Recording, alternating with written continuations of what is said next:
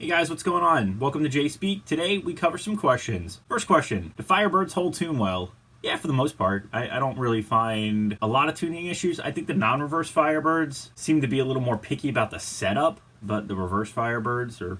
It's all about the setup. Question 2. Are there any issues with older Explorers? I think the Explorer's been a pretty consistent production by Gibson. I've had a few different ones over the years. They all sounded radically different, and they were supposedly the same model, right? So the Explorer has basically had the same body shape, same pickups, same neck profile for years, and then a couple years ago they decided to put burst buckers in the Explorer versus the traditional 496 500T, which to my knowledge was in their 15-esque years, something like that. Now they've done some variants where they put in like dirty fingers and things like that, but those ceramics, you know, if you get anything from like 95 to probably a couple years ago, so for a good 20-year span, the 496 500T, I think it's just a matter of finding the right guitar that sings and sustains well. I had a natural burst one from, I think, 2005-ish.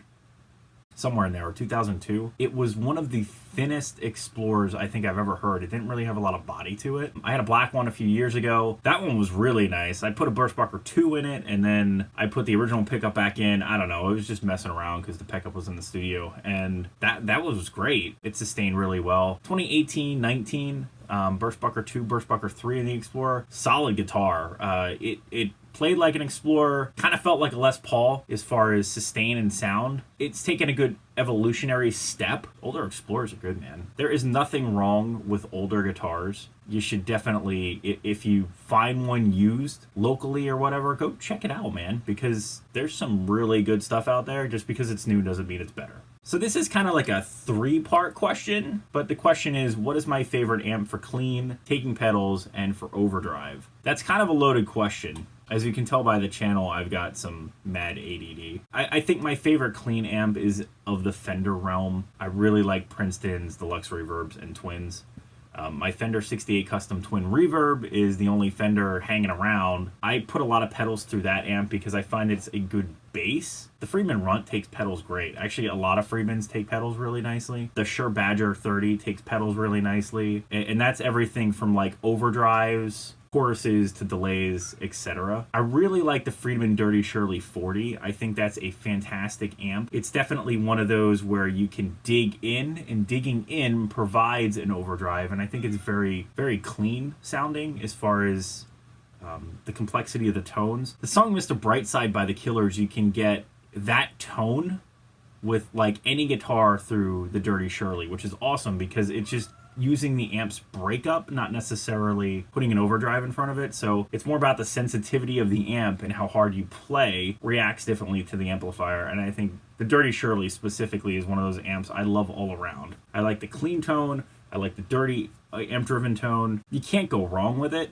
I think that is definitely one of my favorite amps. The orange OR100 and Rockaverb, I really like the cleans and I really like the dirt on those amps. I've gone over favorite amps before. It's a hard call. I end up talking about different brands and that kind of thing, but I think overall, from what I've been gigging with lately, I've been taking Friedmans out.